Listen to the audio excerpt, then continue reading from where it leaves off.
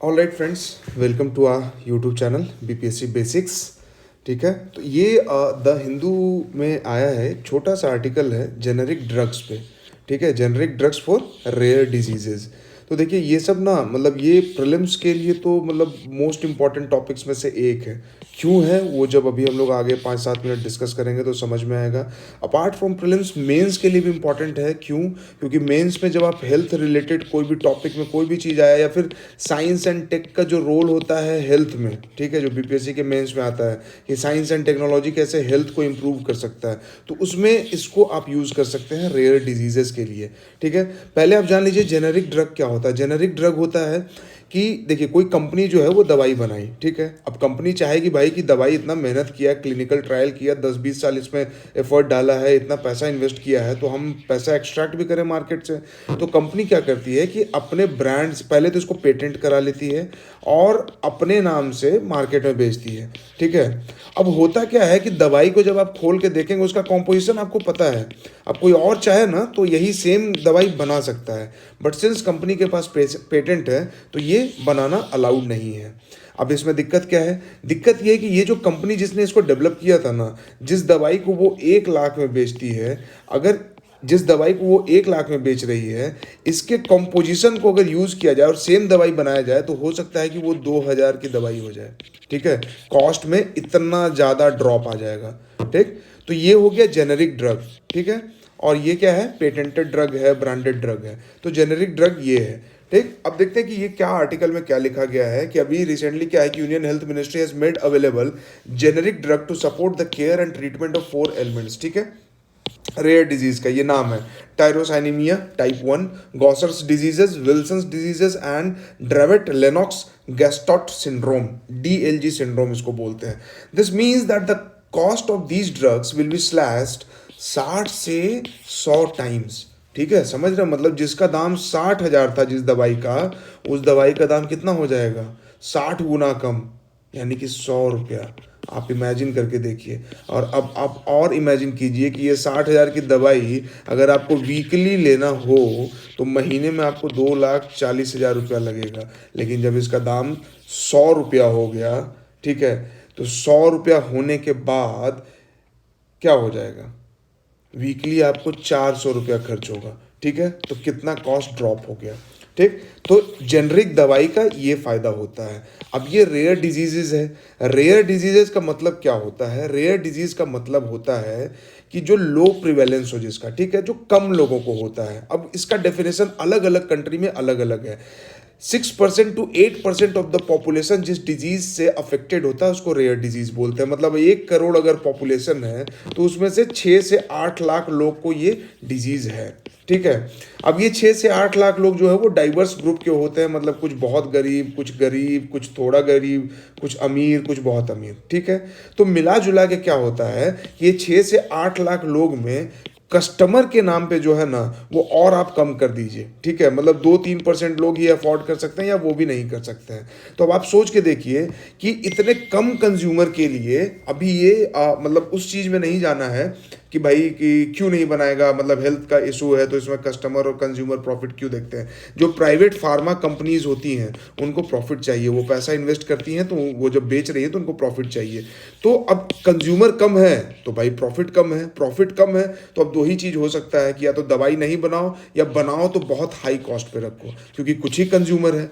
ठीक है, तो रेयर डिजीज के साथ यही होता है। 6 to 8% पीपल हैं जो कि अफेक्टेड हैं। जैसे इंडिया में इसी के हिसाब से आप देखें तो 8.5 करोड़ से 10 करोड़ के आसपास लोग जो है उनको रेयर डिजीज है। 150 करोड़ के कंट्री में, 140 करोड़ के कंट्री में 10 करोड़ लोग को ये डिजीज अफेक्ट करता है। जैसे सिकल सेल अनीमिया के बारे में हमने सुना है, या फिनाइल कीटो यूरिया के बारे में हमने सुना है, या फिर आप इस तरह का और भी कोई भी रेयर डिजीज, जैसे हमने गॉसर्स डिजीज अभी ऊपर देखा, डाउन सिंड्रोम्स होता है। तो ये सब जेनेटिक डिजीजेज है। 80% जो डिजीज है ना ये जेनेटिक इन नेचर है, यानी जीन से ट्रांसफर होता है। हम जानते हैं कि मदर और फादर का जीन्स मिलके आपका जीन्स डिसाइड करता है।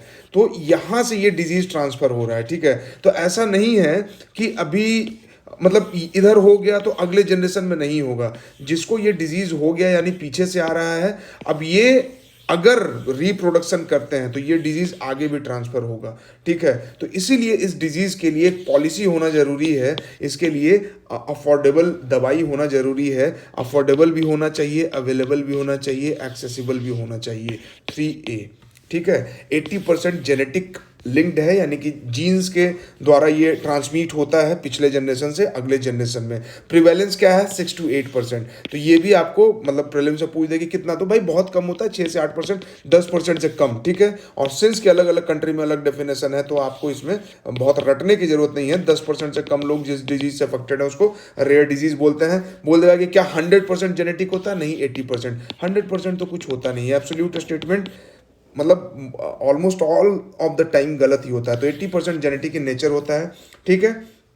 और सिकल सेल अनीमिया जो हमने बताया, इसके लिए तो अलग से पॉलिसी भी है, ठीक बात है। अब थोड़ा सा ना इसके बारे में डिटेल में हम देख लेते हैं कि रेयर डिजीज क्या है भाई।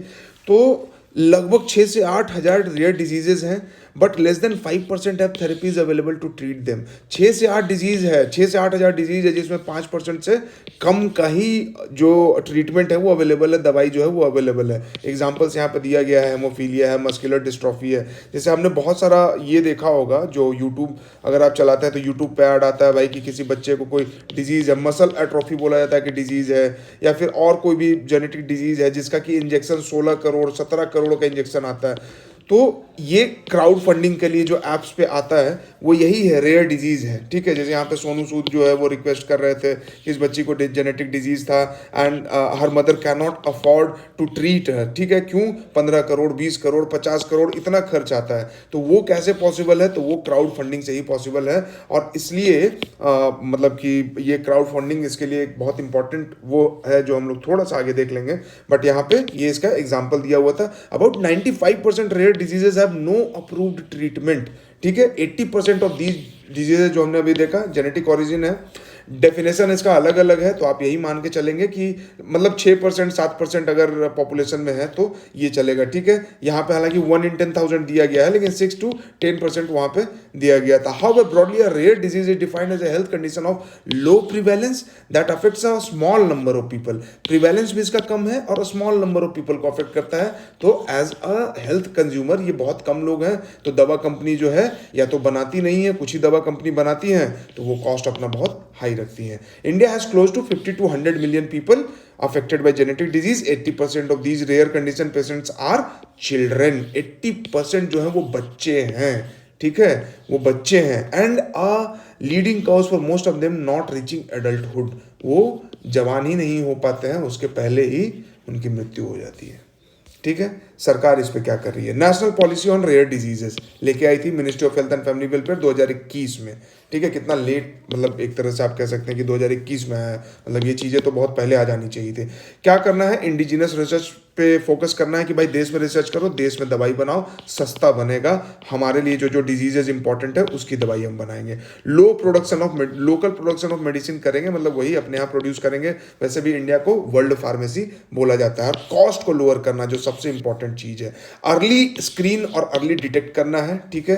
तो यही सब चीज़ें देखिए आपको मेंस में लिखना होता है। क्या है, आप अपने दिमाग से सोच के देखिए कि कोई पॉलिसी में क्या आएगा भाई, कि इंडिया में बनाओ, सब चीज़ डेवलप करो, उसका प्राइस कम होना चाहिए, बीमारी को पहले से डिटेक्ट कर लो, सब कुछ करो, ट्रीटमेंट के बाद भी फॉलो अप होते रहना चाहिए, है ना। उनको हेल्दी खाना मिल रहा है कि नहीं, बाकी चीज़ें हो रही है कि नहीं, फॉलो अप ट्रीटमेंट हो रहा है कि नहीं, रिलैप्स तो नहीं हो रहा है। तो ये सब चीज़ें पॉलिसी में होती है। की प्रोविजन क्या है, 3 ग्रुप में इसको डिवाइड कर दिया गया है। एक रेयर डिजीज है जो 1 टाइम क्यूरेटिव है, कि एक इंजेक्शन दिया ठीक हो गया। दूसरा है कि लाइफ लॉन्ग ट्रीटमेंट चाहिए।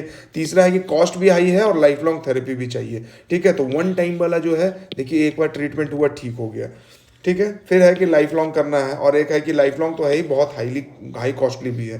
तो इस स्कीम के तहत, इस पॉलिसी के तहत फाइनेंशियल सपोर्ट मिलता है, जो राष्ट्रीय आरोग्य निधि RAN के तहत मिलता है। कितना, अप टू 20 लाख। किसको, ग्रुप 1 पीपल को मिलता है। तो ये एक तरह से कम ही है, बहुत ज़्यादा नहीं है, ठीक है। और ये सिर्फ BPL तक लिमिटेड नहीं है, जो भी प्रधानमंत्री जन आरोग्य योजना में एनरोल्ड हैं उन सब तक ये फैसिलिटी पहुंचाई जाती है। और अल्टरनेटिव फंडिंग में क्या है, तो क्राउड फंडिंग करना है भाई। आप हम कोई भी कर सकते हैं, या कॉरपोरेट डोनर्स भी कर सकता है, और CSR एक्टिविटी के तहत भी किया जा सकता है, ठीक है।